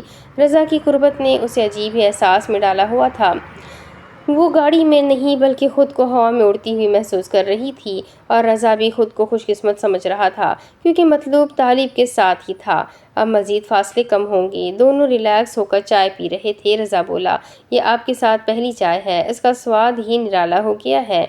کچھ ایسا ہی معاملہ ادھر بھی ہے، میرا خیال ہے کہ یہاں کی چائے اچھی ہوتی ہے۔ چاندنی بھی بولی۔ وہ خود کو اب پرسکون محسوس کر رہی تھی۔ اب اس کا بل میں دوں گا کیونکہ یہ میری طرف سے ہے، پہلی چائے میری طرف سے، رضا نے کہا تو چاندنی نے ہاتھ میں پکڑا ہوا کالج بیگ کھول کر 100 کا نوٹ نکالا اور ویٹر کو بلایا، اس پہلی چائے کا بل میں دوں گی۔ جب میں آپ کے گھر آؤں گی تو پھر آپ سے چائے پیوں گی، یہ میرا وعدہ ہے۔ کیا ہم اس تکلف کو ختم نہیں کر سکتے؟ رضا نے کہا تو چاندنی نے حیرت سے پوچھا، کس تکلف کو؟ یہی کہ ہم کب تک ایک دوسرے کو آپ کہتے رہیں گے؟ رضا نے کہا تو چاندنی نے شرما کر منہ دوسری طرف کر لیا۔ ٹھیک ہے، as you like Raza. Good, اب مزہ آئے گا، رضا نے کہا تو چاندنی بولی، کس بات کا؟ میرا خیال ہے چلے، آپ کو بھی میرا مطلب ہے چاندنی کہ تمہیں بھی دیر ہو رہی ہوگی، کیا اکتا گئے ہو مجھ سے؟ ایسا زندگی میں کبھی نہ سوچنا، کوئی اپنوں سے بھی اکتاتا ہے۔ اوکے، دیکھ لیں گے، زندگی تو بہت لمبی ہوتی ہے، بعض اوقات تو 2 قدم بھی چلنا دشوار ہو جاتا ہے، دیکھیں گے تم کہاں تک چلتے ہو۔ چاندنی آہستہ آہستہ دل کی باتیں زبان پر لا رہی تھی۔ یہ کائنات جہاں تک ہے، جہاں تک تم میرے ساتھ چلنا چاہو، تمہارے قدم سے قدم ملا کر چلوں گا۔ باتیں زبان پر آ ہی گئی تھی، کیا اس دوران کوئی مجبوری تو راہ میں رکاوٹ نہیں بنے گی؟ رکاوٹیں دور کر کے ہی منزل پر پہنچا جاتا ہے، چاندنی نے کہا تو رضا مسکرا پڑا۔ وہ دونوں وہاں سے اٹھے تو کالج کے سامنے رضا نے گاڑی رکوا لی۔ چاندنی نے بریک لگائی تو رضا باہر نکلنے لگا۔ چاندنی نے اس کے ہاتھ پر اپنا ہاتھ رکھ دیا اور بولی، زندگی بھر ساتھ چلنے کا ارادہ تھا اور ابھی تو راستہ ہی ہے، کیا راہ میں ہی چھوڑنے کا ارادہ ہے؟ ابھی تو منزل بہت دور ہے۔ تیرا ساتھ ہو جو کبھی چاندنی رات میں، پھر کیوں نہ بکھرے جلوے اس کائنات میں، تیرا ساتھ ہو نہ گھبراؤں گردش دورہ سے، کہ پوشیدہ ہو جیت میری ہر مات میں۔ منزل کتنی بھی دور ہو، راستہ کتنا بھی کٹھن ہو، رضا تمہارے ساتھ ہوگا، کبھی بھی آواز دے لینا، اپنے دل کے پاس ہی پاؤ گی، خدا حافظ۔ یہ کہہ کر رضا گاڑی سے نکلا اور ایک طرف کھڑا ہو گیا۔ چاندنی گاڑی آگے بڑھاتی ہوئی چلی گئی۔ کالج ٹائم تو ختم ہو چکا تھا، اسے تو اب بس کا انتظار تھا جس میں بیٹھ کر وہ جلدی جلدی گھر جانا چاہتا تھا اور بابا سے چاندنی کی مشکل کو ڈسکس کرنا چاہتا تھا۔ اب اس کے آگے کی کہانی میں آپ کو اگلی قسط میں سناتی ہوں کہ آگے کیا ہوگا۔ بہت ہی انٹرسٹنگ سٹوری ہے، تو میرے ساتھ بنے رہے، ویڈیو کو لائک کر دے، چینل کو سبسکرائب کر دے، بیل آئیکن کو ضرور دبا دے۔ تو ملتے ہیں اگلے ویڈیو میں، تب تک کے لیے اپنا خوب سارا خیال رکھیے، مجھے بھی دعا میں یاد رکھیے۔ اللہ حافظ۔